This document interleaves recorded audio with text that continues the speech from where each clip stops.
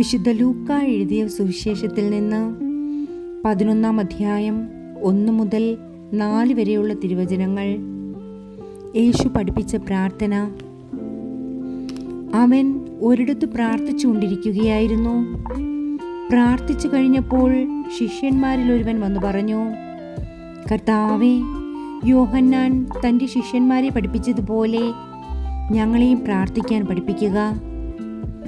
അവൻ അരുളി ചെയ്തു, നിങ്ങൾ ഇങ്ങനെ പ്രാർത്ഥിക്കുവിൻ: പിതാവേ, അങ്ങയുടെ നാമം പൂജിതമാകണമേ, അങ്ങയുടെ രാജ്യം വരണമേ, അന്നന്ന് വേണ്ട ആഹാരം ഓരോ ദിവസവും ഞങ്ങൾക്ക് നൽകണമേ, ഞങ്ങളുടെ പാപങ്ങൾ ഞങ്ങളോട് ക്ഷമിക്കണമേ, എന്തെന്നാൽ ഞങ്ങളുടെ കടക്കാരോട് ഞങ്ങളും ക്ഷമിക്കുന്നു, ഞങ്ങളെ പ്രലോഭനത്തിൽ ഉൾപ്പെടുത്തരുതേ.